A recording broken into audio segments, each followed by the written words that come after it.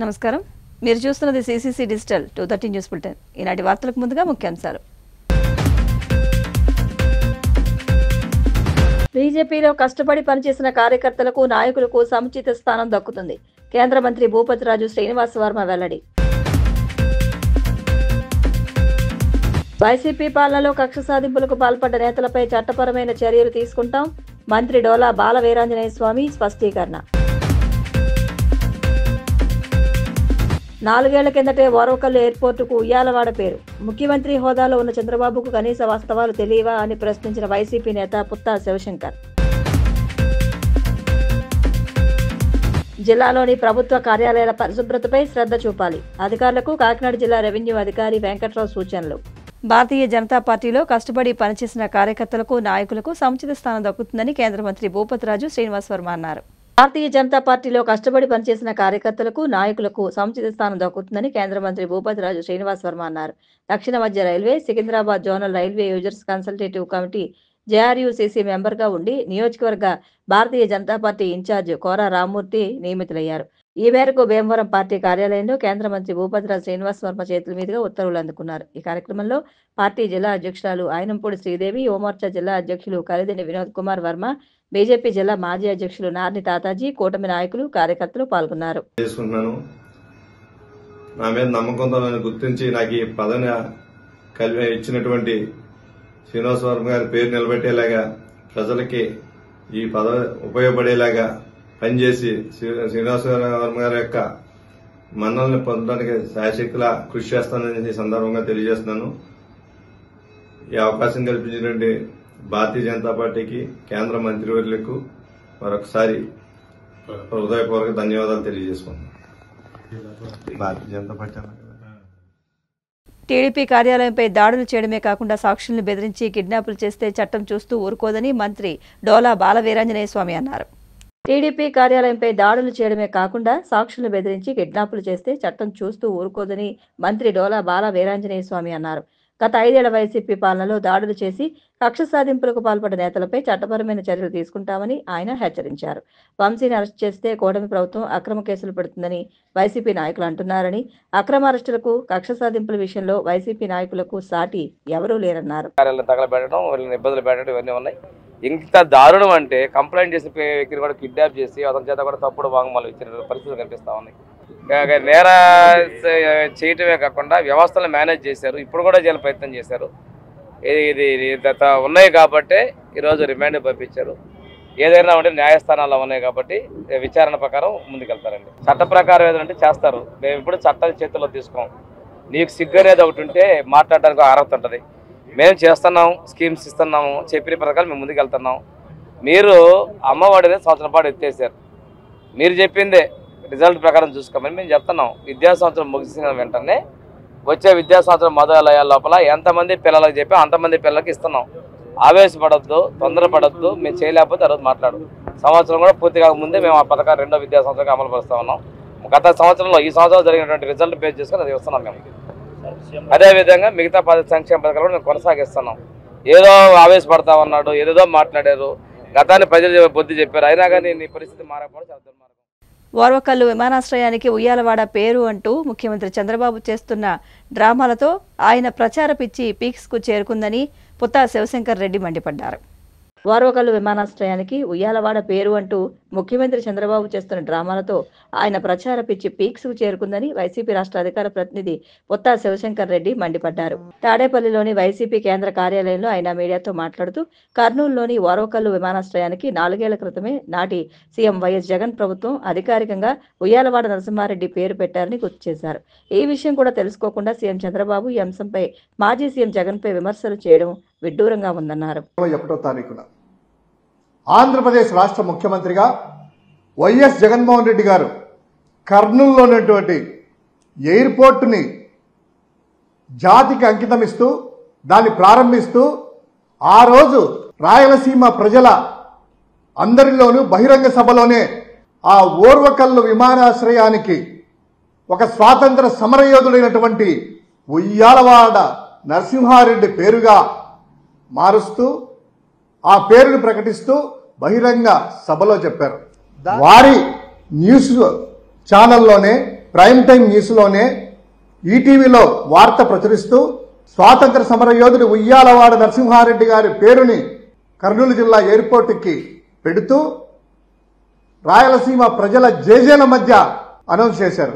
దానికి సంబంధించినటువంటి వార్త కూడా ఒక్కసారి ఆ ఈటీవీలో ఆ చంద్రబాబు నాయుడు గారికి, లోకేష్కి, తెలుగుదేశం పార్టీ వాళ్ళకి ఒక్కసారి దీన్ని ఎవరో సోకాల్డ్ నకిలీ అసోసియేషన్ అంటే టీడీపీ వాళ్ళు వెళ్ళింటారు కదా, ఆ నకిలీ అసోసియేషన్ కూడా ఒక్కసారి ఇది చూడాలి.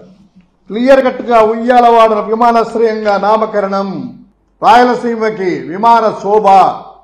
ఇది అనౌన్స్ అయిన తర్వాత చిత్తశుద్ధితో వైఎస్ జగన్మోహన్ రెడ్డి గారి సర్కారు, జగన్మోహన్ రెడ్డి గారు 16/5/2021 తారీఖున మే 16, 2021 తారీఖున గవర్నమెంట్ ఆర్డర్స్ కూడా ఇచ్చింది. ప్రభుత్వ అధికారిక ఉత్తర్వులు. I&I department, infrastructure and investment department renaming the Orvakal airport Kurnool as Uyyalawada Narasimha Reddy airport Kurnool, GORT number 21.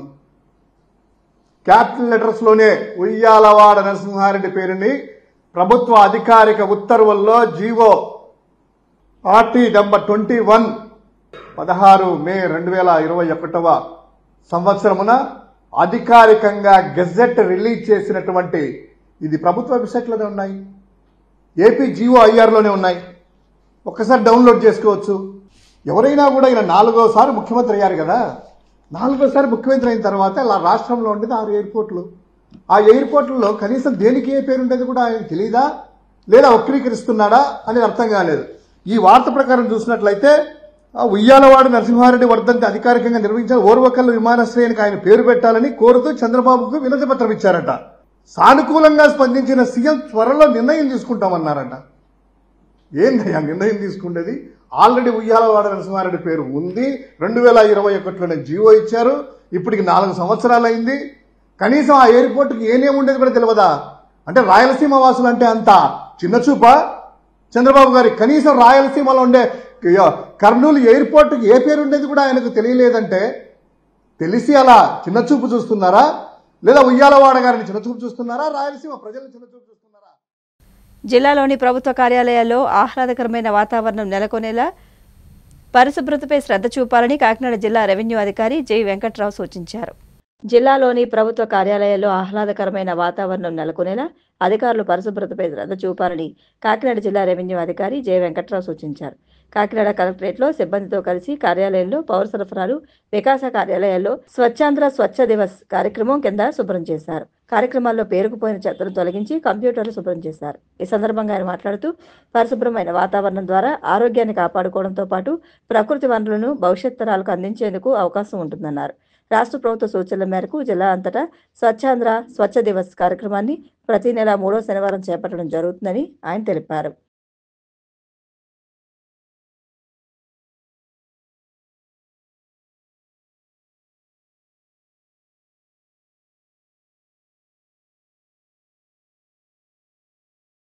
Swachhandhra ప్రతిజ్ఞ.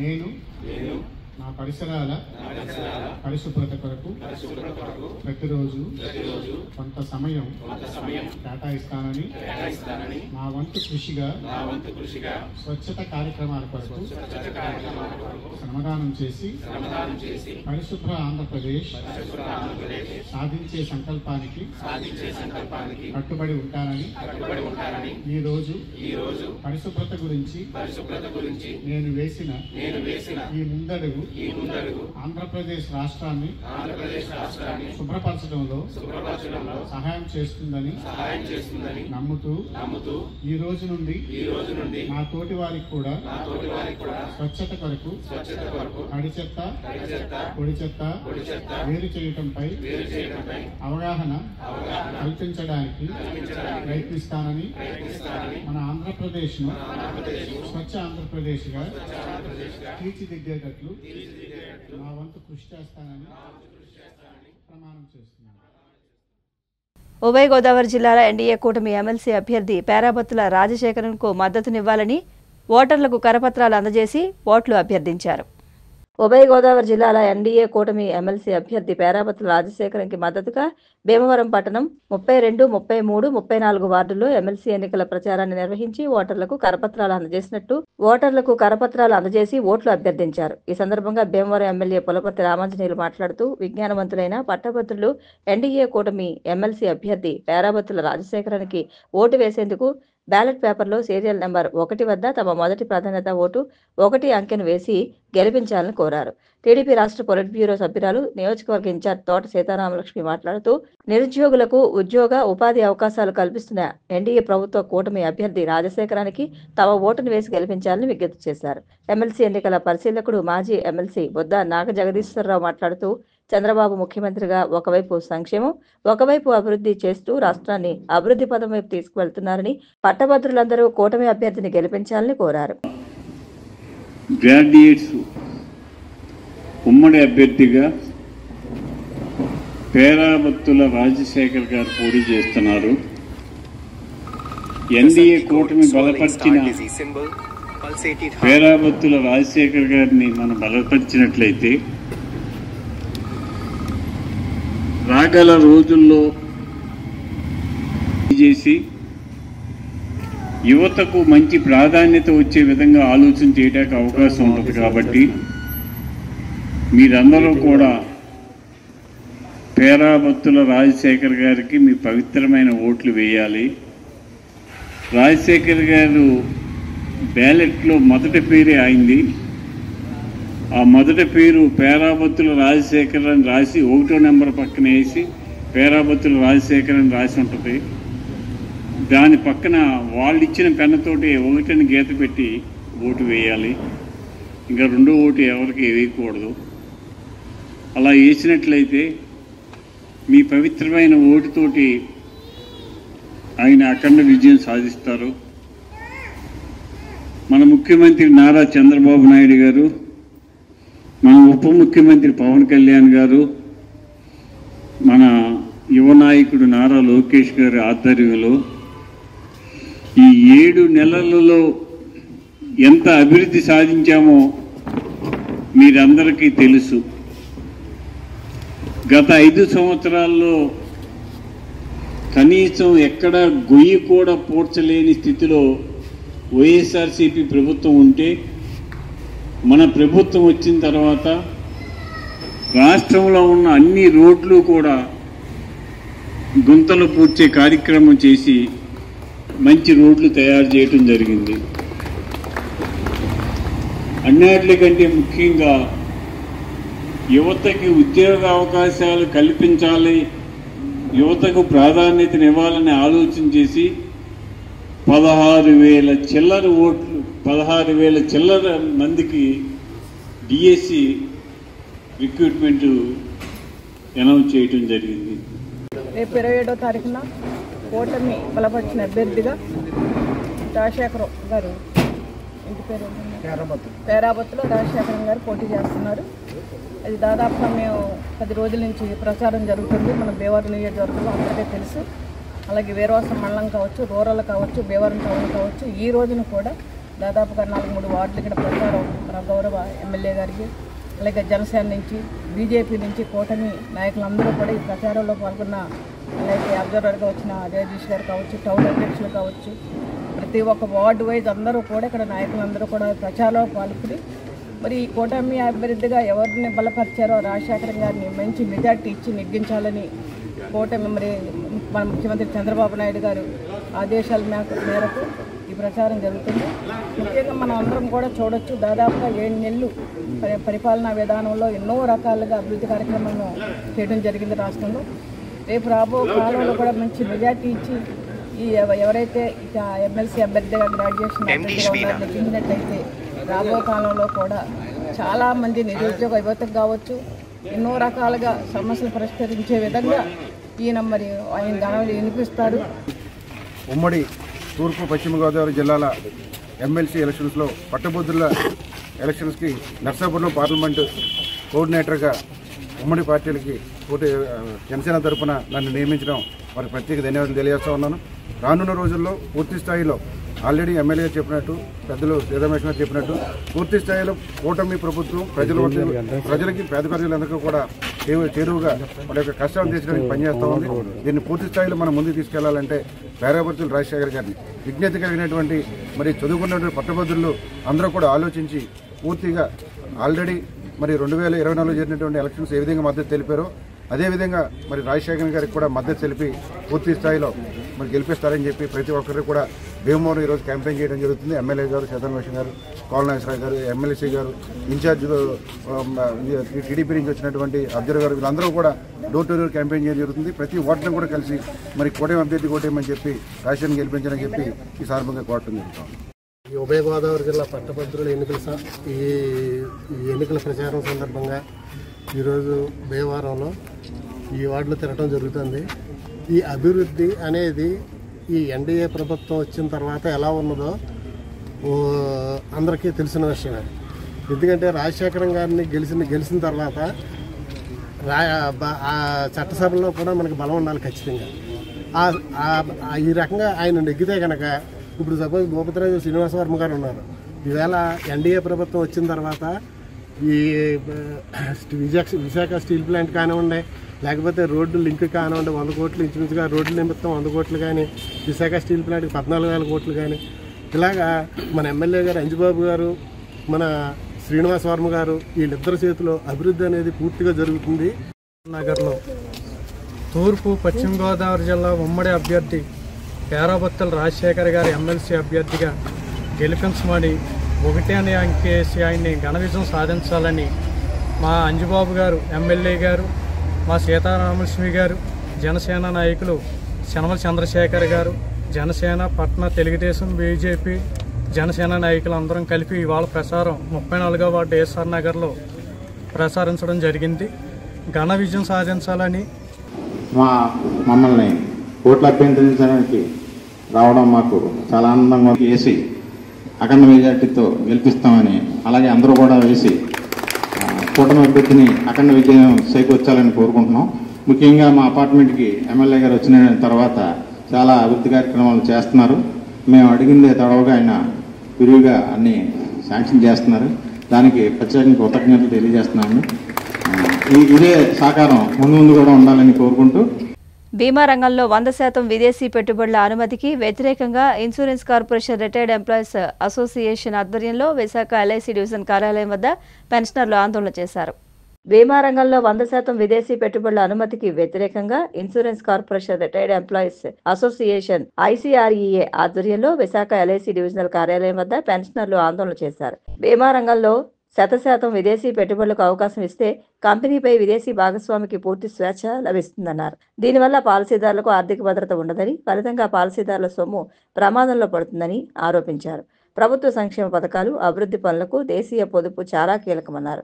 ఈ పరిస్థితుల్లో దేశీయ పొదుపుపై విదేశీ పెత్తనం దేశ ఆర్థిక వ్యవస్థకు ప్రమాదకరమన్నారు. ఈ నిరసన ప్రదర్శనకి ప్రధాన కారణం ఏంటి అంటే ఇన్సూరెన్స్లో విదేశీ పెట్టుబడులు అనేటువంటివి దేశ ఆర్థిక వ్యవస్థకే చాలా నష్టదాయకంగా ఉంటాయి. అలాగే పాలసీ హోల్డర్స్ తాలూకా మనీస్ని చాలా దెబ్బతీసేటువంటి ప్రమాదం కూడా ఉంటుంది. ఈ 2 కారణాల చేత మేము ఇన్సూరెన్స్లో విదేశీ పెట్టుబడులు అనేటువంటి వాటిని ముఖ్యంగా 100% అనేటువంటి దాన్ని వ్యతిరేకిస్తున్నాం. ఎప్పుడైతే 100% వీళ్ళు తీసుకెళ్లారో ఏదైనా ఇన్సూరెన్స్ కంపెనీలో పూర్తిగా విదేశీ భాగస్వామ్యం వాడు పెట్టేటువంటి అవకాశం ఉంటుంది. వాడి తాలూకా రోల్ పెరిగిపోతుంది. వాడి పాత్ర పెరిగిన తర్వాత దాని మీద పెత్తనం కూడా ఆ విదేశీ కంపెనీకి వెళ్తుంది. ఎప్పుడైతే ఆ విదేశీ కంపెనీకి పెత్తనం వెళ్ళిందో వాడు ఇక్కడ లాభాలు ఆర్జించడం కోసం వాళ్ళు ప్రీమియమ్స్ అయినా పెంచవచ్చు, లేకపోతే క్లెయిమ్లైనా ఎగ్గొట్టవచ్చు, లేదంటే ఇక్కడ కాకుండా ఇంకెక్కడైనా సరే బాగా లాభాలు వచ్చేటువంటి అవకాశం ఉంటుంది. అంటే ఇక్కడి నుంచి పెట్టుబడి తీసుకెళ్ళి ఇంకో దానికి వాడు బదిలీ చేసుకునేటువంటి అవకాశం కూడా ఉంటుంది. అటువంటివి చేసినట్లయితే ఇన్సూరెన్స్ పరిశ్రమ దెబ్బతింటుంది, ఆర్థిక వ్యవస్థ దెబ్బతింటుంది, అలాగే పట్టదారులు కూడా తీవ్రంగా నష్టపోయేటువంటి ప్రమాదం ఉంటుంది. అయితే వాళ్ళు చెప్పేది ఏంటంటే ఇన్సూరెన్స్ పెనిట్రేషన్ పెరుగుతుంది, అందుకనే ఇన్సూరెన్స్లో విదేశీ పెట్టుబడులు పెంచుతున్నాం అని చెప్పి వాళ్ళు చెప్తున్నారు. కానీ ఇప్పటివరకు దాదాపు 25 ప్రైవేట్ ఇన్సూరెన్స్ కంపెనీస్ ఇండియాలో పనిచేస్తున్నాయి.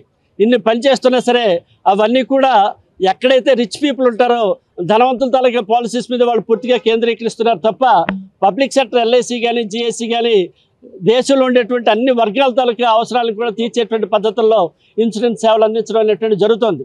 అంచేత ఈ పెనిట్రేషన్ అనేటువంటిది విదేశీ కంపెనీలు రావడం వల్ల పెరగడం కాదు, మన భారతదేశంలో ఉండేటువంటి ప్రజల తాలూకా పర్చేసింగ్ కెపాసిటీ అంటే కొనుగోలు శక్తి అనేటువంటిది పెరిగినప్పుడు ఖచ్చితంగా ఇన్సూరెన్స్ పాలసీలు అమ్మకం జరుగుతుంది. ఆ మేరకు ప్రజలకి సేవలు కూడా అందుతాయి. వాళ్ళ తాలూకా పొదుపుకి మంచి రిటర్న్స్ ఇచ్చేటువంటి ఎల్ఐసి లాంటివి మంచి సేవలు కూడా అందించేటువంటి అవకాశం అది ఉంటుంది.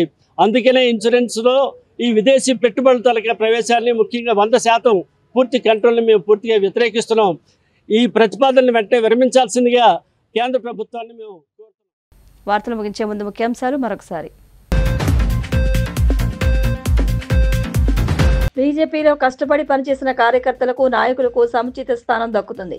కేంద్ర మంత్రి భూపతిరాజు శ్రీనివాస వర్మ వెల్లడి. వైసీపీ పాలనలో కక్ష సాధింపులకు పాల్పడ్డ నేతలపై చట్టపరమైన చర్యలు తీసుకుంటాం. మంత్రి డోలా బాల వీరాంజనేయ స్వామి స్పష్టీకరణ. 4 ఏళ్ల కిందటే ఓరవకల్లు ఎయిర్పోర్టుకు ఉయ్యాలవాడ పేరు. ముఖ్యమంత్రి హోదాలో ఉన్న చంద్రబాబుకు కనీస వాస్తవాలు తెలియవా అని ప్రశ్నించిన వైసీపీ నేత పుత్తా శివశంకర్. జిల్లాలోని ప్రభుత్వ కార్యాలయాల పరిశుభ్రతపై శ్రద్ధ చూపాలి. అధికారులకు కాకినాడ జిల్లా రెవెన్యూ అధికారి వెంకట్రావు సూచనలు. CCC డిజిటల్ 230 న్యూస్ బులెటిన్ ఇంతటితో సమాప్తం. నమస్కారం.